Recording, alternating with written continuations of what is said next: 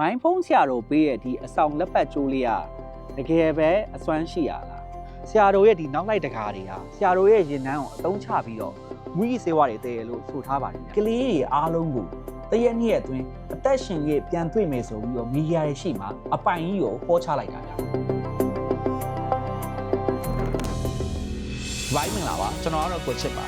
ကျွန်တော်တို့ပြောချင်လို့တင်ကကျွန်တော်တို့ပြောချင်တယ်ကျွန်တော်တို့ပြောတဲ့နဲ့ထင်တဲ့စိတ်ဝင်စားဖွယ်အကြောင်းအရာတွေကိုဖန်တီးပုံဖော်ပေးနေတဲ့ content creator တွေပဲဖြစ်ပါတယ်ဒီနေ့ကကျွန်တော်မိုင်းဖုန်းဆရာတော်ဆရာရဲ့တကယ်မူနီလို့ပြောလို့ရတယ်အားရနေရ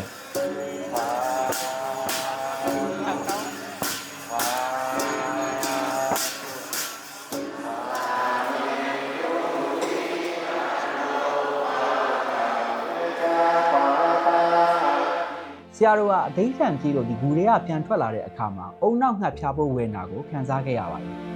။ online မှာဆိုရင်အဲ့ဒီကာလာတုန်းကဆရာတော်ရဲ့အပြုအမူတွေကိုလူတွေကဒီအကြောင်းအရာကိုတေချာမသိဘဲနဲ့အတော်လေးကိုမှဝေဖန်ခဲ့ကြပါတယ်။အဓိကဒီအဖွဲ့ဝင်ဖြစ်ရတဲ့ရွေချက်ကရောဗာလဲမှာဟုတ်ကဲ့။ငွေအုပ်ထုတ်ရတယ်။ငွေအုပ်ထုတ်ရပြီးမှအခုမှရွှေအုပ်ထုတ်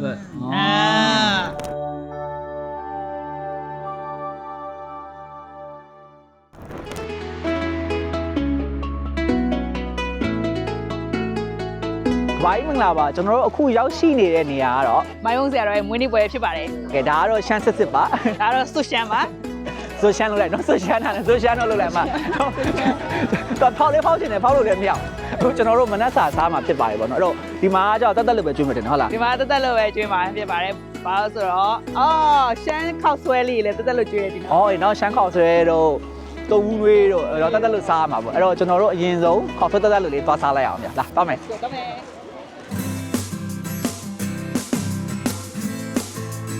好嘛，香港水里追你的，等ဝင်စီအောင်ကဲကျွန်တော်ကပိုင်းရှမ်းခေါက်စစ်စားမယ်ဗျာလာနော်ရှမ်းခေါက်စစ်စုလီရစားမယ်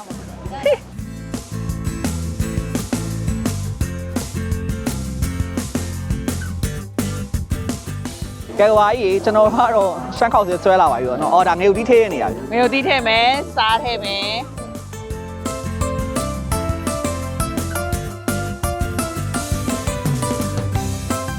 ဒါကောက်ညင်းလားဟုတ်လားထမင်းလားဟုတ်ဒါကောက်ညင်းဟောကောက်ညင်းချက်တာဒီမှာပြေးတာဟောဒီဆူပြီးတော့အငွေ့ခံနေတာဩဟောဒီမှာရေကိုပေးစီလိုက်တာဩဒီမှာအငွေ့ခံတာမဲ့တော့ကောက်ညင်းပေါင်းကြီးကအစ်စ်ဟိုကနေဒီဘက်လာတာ site အကြီးနဲ့ပေါင်းတာပါရေကိုအငွေ့ဘရိုးထောင်းတာဒါကြီးမှထည့်လိုက်တယ်ဟိုမှာတော့ပေါင်းတာโอเคဒါမျိုးတွေအဲ့လိုဒေတာနေရဘူးတူတာသွားမှာပဲတွေ့ရနော်ဟုတ်တယ်ဒီကဘာကြီးဒါကတော့ကျွန်တော်တို့တွေ့ဘူးချင်းမရှိသေးတဲ့ကောက်ညင်းပေါင်းတဲ့ system ပါဗျာ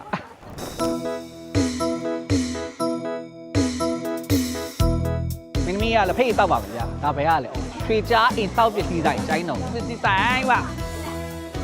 အမတို့တို့ကျိုင်းတော်ကနေလာတာပေါ့လားမဟုတ်တယ်ကျင်းဒီပါနော်မအခုကျွန်တော်မြင်နေရတဲ့ဒီမုတ်ဆိုရင်ကျွန်တော်အောက်ပြီးအောက်ရမှာဒါတော့တခါမမြင်ဘူးပေါ့နော်မရှိဘူးနော်ရန်ကုန်မန်းလေးဘက်မှာငုံမမရှိဘူးဒါမျိုးอ่ะဒါမျိုးရှမ်းပြည်မှာပဲရှိရပါဘယ်လိုခေါ်လဲခေါမွန်းဝေးမုံလုံးခေါပုတ်နဲ့ကြော်တာမုံလုံးပေါ်ခေါပုတ်မုံလုံးပေါ်ခေါပုတ်မုံလုံးပေါ်မိုက်ခေါ်လို့လားနာမည်လျှောက်ပေးဟုတ်တယ်ဒီမှာအမတို့အဲ့လိုပဲပြောကျွန်တော်မိုင်းဖုန်းဆရာတော်ဒီမိုင်းဖုန်းမှာဒီလိုမျိုးတရားပွဲတွေမွေးနေ့ပွဲတွေပြန်ကျင်းပနိုင်တာကျွန်တော်တိတ်မကြသေးဘူးလို့ပြောရမယ်ဗျ။ဘာလို့လဲဆိုတော့2004ခုနှစ်မှာကျွန်တော်မြန်မာနိုင်ငံကမိုင်းဖုန်းဆရာတော်ပြည်ဝင်ခွင့်ပိတ်ခဲ့လို့ပါပဲဗျ။ဒီလိုပြည်ဝင်ခွင့်ပိတ်ခံခဲ့ရတဲ့အကြောင်းရင်းရဲ့နောက်ွယ်ကိုကျွန်တော်လိုက်ပြီးလေ့လာကြည့်တော့ online ပေါ်ကသတင်းအချက်အလက်တွေကဘာလို့ဆိုထားလဲဆိုတော့ဆရာတော်ရဲ့ဒီနောက်လိုက်တကားတွေဟာဆရာတော်ရဲ့ရင်နှန်းကိုအသုံးချပြီးတော့မွေးစေဝါတွေတည်လို့ဆိုထားပါတယ်ဗျ။အမှန်တကယ်ဒီအဆိုကလုံးဝမှမဟုတ်ပါဘူးနော်။ဆရာတော်ကဒီလိုမျိုးကောလာဟာလာတွေထွက်လာတာကြောင့်ဒီလာရှိုးရဲ့အထွက်မှာသူ့ရင်နှန်းကိုကြီးကြီးပြူပြူနဲ့အစ်စ်ခံခဲ့မှုပါတယ်ဗျ။ဘာမှမတွေ့ရှိခဲ့တဲ့အတွက်တန်မြတ်အားလုံးကအတင်းရှင်းပါပဲနော်။တကယ်တမ်းဆရာတော်ပြည်ဝင်ခွင့်ပိတ်ခံခဲ့ရတဲ့အကြောင်းရင်းရဲ့နောက်ွယ်ကိုကျွန်တော်သိချလိုက်ပြီးလေ့လာကြည့်တော့အဓိကတော့ဒီနိုင်ငံရေးနောက်ဘာသာရေးနဲ့အများကြီးသက်ဆိုင်တယ်လို့ကျွန်တော်သက်ဆိုင်ရာလူကြီးတွေကဆိုပါတယ်ဗျ။ဒီလိုနဲ့ပဲပေါ့နော်ကျွန်တော်မြန်မာနိုင်ငံကတကားတွေအနေနဲ့အကာလာတွေမှာဒီဆရာတော်ဖျားကိုကတော့ဘောကတိတ်ပြီးတော့အဆင်မပြေခဲ့ဘူးဗျ။အမှတ်ရအဲ့ဒီအချိန်တွေတော့ဆိုကျွန်တော်ချင်းမိုင်ချွေတိုင်းထိသွားပြီးတော့ဆရာတော်ကတော့ခဲ့ရတဲ့အချိန်တွေအများကြီးရှိပါတယ်ဒီလိုနဲ့ပဲကျွန်တော်မြန်မာနိုင်ငံတော်ကြီးရဲ့ပြ ပြုပြင်ပြောင်းလဲရေးကာလဖြစ်တဲ့2023သမရဦးသိန်းစိန်လက်ထက်ကိုရောက်တဲ့အချိန်မှာဆိုရင်တော့ဆရာတော်ကိုပြည်ဝင်ခွင့်ပြန်လည်ပေးအပ်ခဲ့ပါတယ်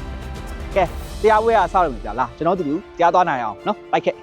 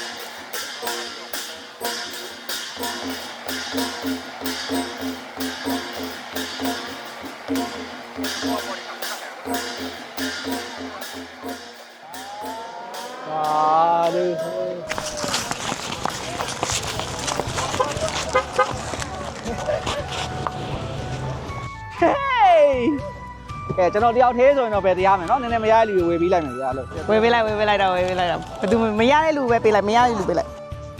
ပကီတိုင်းမိုင်းပကီတိုင်းမိုင်းခုနရလိုက်လားရရနော်မရသေးဘူးမရသေးလားလို့ဗျာကျွန်တော်မှ3ရက်4ရက်လောက်ရှိနေမှာ2ရက်ပူသေးတယ် 你个来玩呢？กูว่าแจกว่า ก็นำได้จ้าเราอยู่ในกินมันเหมือนกันนั่น อยู่ในกินมันเหมือนกันค่ะ ဆရာတော်ကပြောတယ်เนาะသူပေးတဲ့အဆောင်တွေကိုမလူကြနဲ့သူတရားကိုနာမရဘူး တရားနာဒါပေမဲ့ပြောချင်တာကဒီတစ်ခေါက်လာလုံးဝလေစိတ်ထဲမှာဆရာတော်ပေးတာကိုလည်းအဲ့လိုမျိုးဆရာတော်ကရချင်တာဒါပေမဲ့3နှစ်ခါစလုံးဘေးနောက်အဲမရောက်လာတာကွာအဲ့လိုမျိုးဒါပေမဲ့အကုန်လုံးပြန်မရသေးတဲ့လူပြန်ပေးလိုက်တယ်ပေါ့ကိုတော့ကတရက်ပဲတင်ထားတယ် မိုင်းဖုံးဆရာတော်ပေးရဲ့ဒီအဆောင်လက်ပတ်ကျိုးလေးကတကယ်ပဲအစွမ်းရှိရလားပြီးတော့ဒီလက်ပတ်ကျိုးလေးရဲ့အဓိပ္ပာယ်ရောပါလဲဆရာတော်လာကြတော့တဲ့ဒီခုနှစ်ရက်သားသမီးတကားတွေကိုဒီအဆောင်လက်ဖွဲ့လေးပြန်ပေးလေးရှိပါတယ်ဗျဒီအဆောင်လက်ဖွဲ့ကိုကျွန်တော်တို့ကဘိုး9ပါးလက်ပတ်ကျိုးလို့ခေါ်ပါတယ်ပေါ့နော်ဒီခြားကြည့်မယ်ဆိုရင်ဒီလက်ဖွဲ့လေးမှာအလဲမှာပတိစီလေး9လုံးပါပါတယ်ဗျ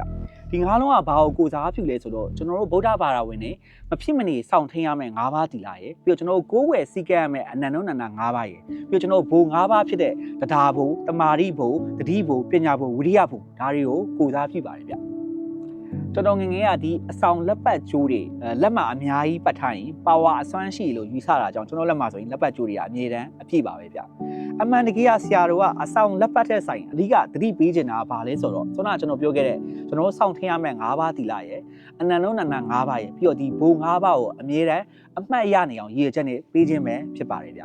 ဒါပေမဲ့ဆရာတော်ရဲ့စေတနာနဲ့မေတ္တာကြောင့်အဆောင်တစ်ခုအနေနဲ့လည်းအစွမ်းထက်တာလေးပါတာပေါ့နော်ကျွန်တော်ကဒီအဆောင်တွေကိုကျွန်တော်ကဘာကြီးနဲ့ကျွန်တော်မျှဝေခြင်းပါတယ်ဗျအဲ့တော့ဘယ်သူပဲဖြစ်ဖြစ်ဒီအဆောင်တွေကိုလိုချင်နေဆိုရင်ကိုယ့်မှမှာဘာကြောင့်လိုချင်လဲဆိုတာကိုကျွန်တော်တိကျလေးမှန်းခဲ့ပေးပါပါနော်ကျွန်တော်ဒီအဆောင်တွေကိုအိမ်နိုင်ရရောက်မြေတားလက်ဆောင်ဥပဒေသွားမှာပဲဖြစ်ပါတယ်ဗျာကျွန်တော်ကငငယ်ကလေးကဒီရှမ်းပြည်နယ်အရှေ့ပိုင်းတောင်ပိုင်းမြောက်ပိုင်းပေါ့နော်ဒီရှမ်းပြည်နယ်တခွင်ကိုပတ်ပြီးတော့ကျွန်တော်ကနေခဲ့ပူပါတယ်ဒါကြောင့်ငငယ်တွေကမိုင်းဖုံးဆရာတော်ကိုဖူးခွင့်ရခဲ့တယ်လို့ပြောရင်လည်းရပါတယ်ဗျာကျွန်တော်ငငယ်တွေကကြုံတွေ့ခဲ့ရတဲ့ဒီဆရာတော်ရဲ့တကူအစွမ်းနဲ့ပတ်သက်တဲ့အကြောင်းအရာတွေကိုတေချာလေးသုံးသပ်ပြီးတော့ကျွန်တော်ကဘာကြီးကိုကျွန်တော်လက်တွေ့ကြညဝင်ခြင်းပါတယ်မမရပြောပြရမယ်ဆိုရင်ကျွန်တော်အသက်10နှစ်ပေါ့နော်2000ခုနှစ်လောက်တုန်းကဒီရှမ်းပြည်နယ်မြောက်ပိုင်းမှာကျင်းပတဲ့တိတ်တိမြို့မှာပေါ့နော်မမရဆရာတော်ရဲ့ဒီတရားပွဲတစ်ခုမှာပါအဲ့ဒီတုန်းကဘာလဲဆိုတော့ဒီဆရာတော်တရားပွဲလဲပြီးပါအောင်ဆရာတော်ရှေ့မှာရှိတဲ့ဒီတဲပုံကြီးကကြားပုံအဖြစ်ပြောင်းသွားတယ်ဆိုပြီးလူတွေဝိုင်းအုံကြည့်နေအောင်ကျွန်တော်မြင်ခဲ့ပူပါတယ်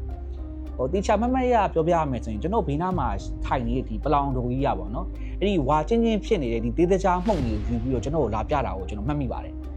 ဒါပေမဲ့အခုတေချာပြန်လဲကျွန်တော်သုံးသက်ပြီးတော့စဉ်းစားကြည့်လိုက်တော့ကျွန်တော်ကိုယ်တိုင်ကပေါ့နော်မူလပထမဒီတဲပုံကြီးကိုမမြင်မိလိုက်တာရယ်ပြီးတော့ဝါချင်းချင်းဖြစ်နေတဲ့ဒီတေးတကြားမှုန့်ကြီးကိုမစားမိလိုက်တာအကြောင်းပေါ့နော်တကယ်ပြောင်းသွားလားမပြောင်းသွားဘူးလားဆိုတာတော့ကျွန်တော်ပြန်ပြောဖို့တော့ခက်ပါတယ်ဒါပေမဲ့လည်းဒါကျွန်တော်ဘဝမှာပထမဦးဆုံးအချိန်ကြုံတွေ့ခဲ့ရတဲ့ဆရာတော်ရဲ့ဒီတကူစွမ်းနဲ့ပတ်သက်တဲ့အကြောင်းအရာကျွန်တော်ဆရာတော်ရဲ့တခြားဒီထူးခြားတဲ့တကူစွမ်းအင်တွေအကြောင်းပြောမယ်ဆိုရင်တော့ကျွန်တော်ပြောလို့ကုန်မှာမဟုတ်ဘူးပေါ့နော်ဒါပေမဲ့ဒီတစ်ခေါက်မှာတော့ကျွန်တော်ကဘာကြီးကို ဒီလက်တွေ့တကြသုံးသပ်နိုင်တဲ့အကြောင်းအရာတစ်ခုကိုကျွန်တော်ပြောချင်ပါတယ်အဲ့ဒါဘာလဲဆိုတော့ဒီဆရာတော်ရဲ့နောက်လိုက်တကားတွေတောင်မှတေချာနားမလည်နိုင်တေချာမသိနိုင်တဲ့အကြောင်းအရာပါဆရာတော်ရဲ့ဒီဘာသာစကားစွမ်းရည်ပါတော့ဆရာတော်ဘာသာစကားဘယ်နှမျိုးပြောတတ်လဲဆိုတာကိုဘယ်သူမှအသေးချာကြီးကိုမသိပါဘူးAhora la vas a. Acá, con acá casi no me. ဟုတ်လား ဟုတ်လားဟောအေးအဲ့ဒါဆရာတော်ဘာသာစကားဘယ်နှမျိုးလဲ Tiene ya, puta la ya. အကုန်ရအမရဟုတ်တယ်ခုနတိလို့လေးကြည့်ပါဆရာတော်ဘာသာစကားဘယ်နှမျိုးရလဲဆိုတာဆရာတော်ပဲသိမှာပေါ့နော်ကိုယ်တော့မသိတော့လိုက်မပြီးတော့ကျွန်တော်ဆရာတော်ရဲ့ငယ်ဘွားကိုကျွန်တော်ပြန်ပြီးတော့သွားကြည့်မယ်ဆိုရင်ဆရာတော်ကဒီထိုင်းမှာအတန်းပညာကို၄တန်းအထိသင်ခဲ့မှုပါတယ်နောက်ပြီးတော့ဆရာတော်ရဲ့မိဘနှစ်ပါးကလေဒါရှမ်းလူမျိုးတွေပါပေါ့နော်ဒါကြောင့်ဆရာတော်ကဒီငယ်စဉ်ကတည်းကရှမ်းဘာသာစကားနဲ့ထိုင်းဘာသာစကားကိုကျွမ်းကျင်စွာပြောတတ်တယ်လို့ကျွန်တော်ဆိုလို့ရပါတယ်ဒါပေမဲ့ထူးဆန်းတာကဘာလဲဆိုတော့ဆရာတော်ကသူတရားသွားဟောမဲ့ဒီနိုင်ငံနဲ့ဒီလူမျိုးပေါ်မှာမူတည်ပြီးတော့သူအလင်းတင်လို့အဲ့ဒီနိုင်ငံရဲ့ဘာသာစကားနဲ့လေသူကတရားဟောတာတွေဒီစကားပြောဆိုတဲ့ဒီ communicate လုပ်တာတွေလေလုပ်ပါနေတယ်ကျွန်တော်ဥပမာပေးရမယ်ဆိုရင်ကဆရာတော်ကဒီနီပိုးကိုသွားရင်နီပိုးလိုမျိုးတရားဟောတာတွေတရုတ်ပြည်သွားရင်တရုတ်လိုမျိုးတရားဟောတာတွေပြီးတော့ဒီဘူတန်ရောက်တဲ့အချိန်မှာဆိုရင်လေဘူတန်လိုမျိုးတရားဟောတာတွေဒီ communicate လုပ်တာတွေလည်းရှိပါသေးတယ်ဗျကာလာစင်ကတုတော့လေဆမနိုဆမ်တမဲအတလာမနီချမ်အတလာပချာကူလူချမ်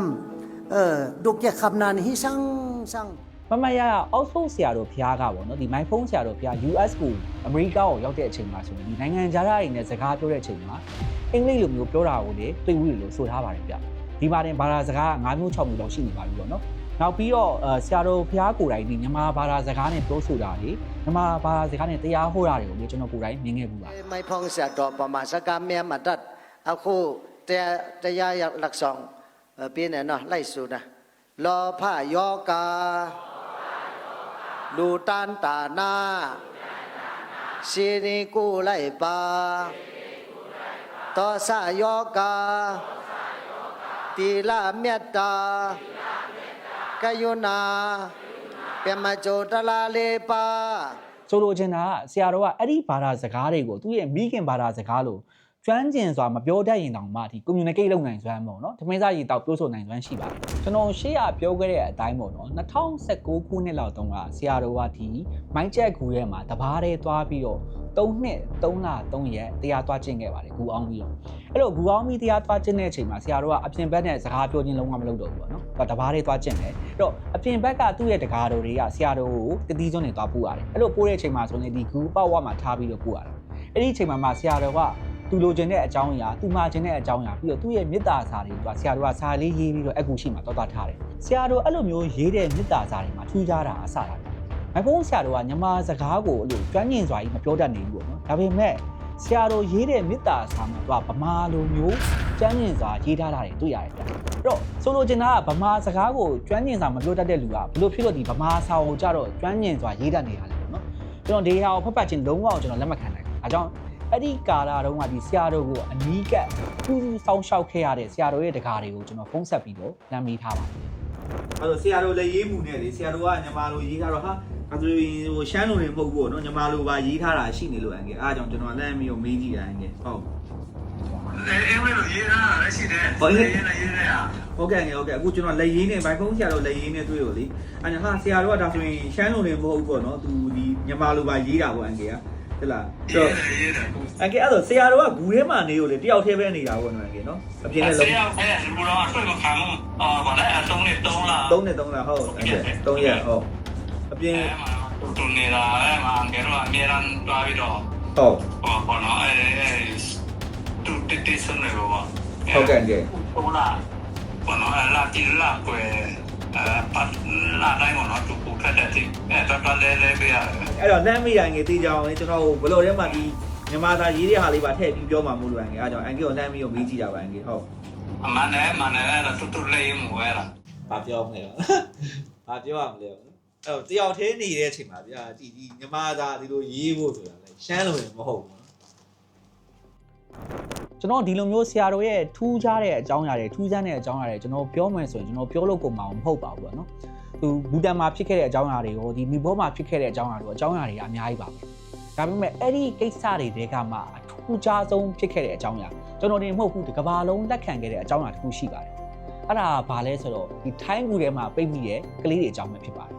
ကျွန်တော်2018လောက်တုန်းကပေါ့ဒီထိုင်းနိုင်ငံချင်းရိုင်းမှာရှိရဲ့ဒီထွန်လုံကူထဲမှာဒီထိုင်းကဘောလုံးအသင်းဖြစ်တဲ့ဒီတော့ဝက်ဘောလုံးအသင်းပေါ့နော်အဲ့မှာကလေး12ယောက်ဒီမိမြ1ယောက်စုစုပေါင်း73ယောက်ပိတ်မိနေကြတဲ့ဖြစ်စဉ်ကိုအားလုံးမှတ်မိအောင်ထင်ပါတယ်ဗျကျွန်တော်ထိုင်းနိုင်ငံအပါအဝင်နိုင်ငံတကာကပါဒါနဲ့ပတ်သက်ပြီးတော့ရုပ်ရှင်တွေအများကြီးရိုက်ကူးခဲ့ပါတယ်အဲ့မှာထူးဆန်းတာကဘယ်လိုလဲဆိုတော့အဲ့ဒီအချိန်တုန်းကပေါ့နော်ဒီကလေးတွေပျောက်ပြီးတော့ဒီ10ရက်လောက်ကြာနေတဲ့အချိန်မှာဆိုလို့ကျွန်တော်10ရက်လောက်ကြာနေပြီဆိုတော့ဗျဒီမှာရှိတဲ့သိပ္ပံပညာရှင်တွေနည်းပညာရှင်တွေအားလုံးကဒီကလေးတွေအသက်မရှင်တော့တော့ဘူးပြန်တွေ့ရင်တော့မှအလောင်းတော့ပဲပြန်တွေ့မယ်ဆိုပြီးတော့ပြောဆိုနေကြတဲ့အချိန်အဲ့ချိန်မှာမိုင်းမိုးဆရာတော်ကဘာသွားလုပ်လဲဆိုတော့ဒီဂူရှိကိုသွားပြီးတော့သူကဖျားကြတဲ့ရွတ်တယ်မြစ်တာတွေသွားပို့တယ်ပြီးတော့သူကဘာပြောလဲဆိုတော့ဒီကလေးတွေအားလုံးကိုတရက်နှစ်ရက်အတွင်းအသက်ရှင်ရဲ့ပြန်တွေ့မယ်ဆိုပြီးတော့မီဒီယာရဲ့ရှိမှာအပိုင်ကြီးကိုဟောချလိုက်တာဗျာ ครับไม่มีอะไรดีทุกอย่างอาจวัน2วันอาจจะได้เห็นคืนมาละ วัน2วันนะครับท่านครับ เด็กยังอยู่ทุกคน อยู่ทุกคนนะครับท่าน ဒါပေမဲ့တကယ်ပဲဆရာတော်အဲ့လိုပြောပြီးတရက်နှစ်ရက်လေးကြာတဲ့အချိန်မှာဒီကလေးအားလုံးကိုပြန်တွေ့ခဲ့ပြန်တွေ့တဲ့အချိန်မှာဆိုလေထိခိုက်အနာစာဘာမှမရှိဘဲနဲ့ကောင်းကောင်းမွန်မွန်ကြီးကိုပြန်တွေ့တာဗျဒီလိုပျောက်ဆုံးတဲ့ကလေးတွေကိုပြန်တွေ့တာဒါမိုင်ဖုန်းဆရာတော်ရဲ့မြစ်တာအစွမ်းကြောင်းဆိုပြီးတော့ထိုင်းပြည်သူတွေကအခုထက်ထိကိုယုံကြည်နေသေးပဲဗျ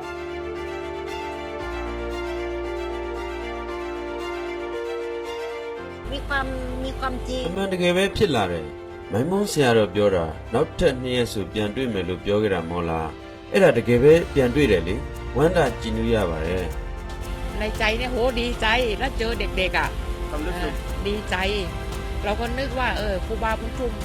พูดว่า စိတ်ထဲမှာတအားဝမ်းသာတယ်ကလေးတွေပြန်တွေ့လို့ဝမ်းသာတယ်ကျမတို့စိတ်ထဲရှိနေတာမိုင်းဖုန်းဆရာတော်ပြောတာ2ရက်ဆိုရင်ပြန်တွေ့မယ်ကျမတို့လည်း2ရက်စောင့်နေတယ်တကယ်ပဲ2ရက်ပြည့်တော့ပြန်တွေ့တယ်တကယ်ကိုပြန်တွေ့တယ်တကယ်ယုံကြည်စရာပါအားလုံးလည်းဝမ်းသာကြတယ်ကလေးမိဘတွေလည်းဝမ်းသာပျော်ရွှင်ပြီးမျက်ရည်ပါကျကြတယ်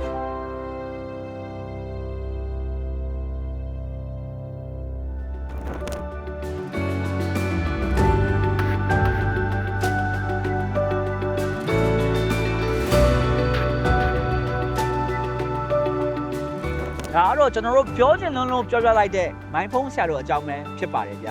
ကဲကဘာကြီးရေ ထောက်ပြတန်ထန်ဘလော့ပါ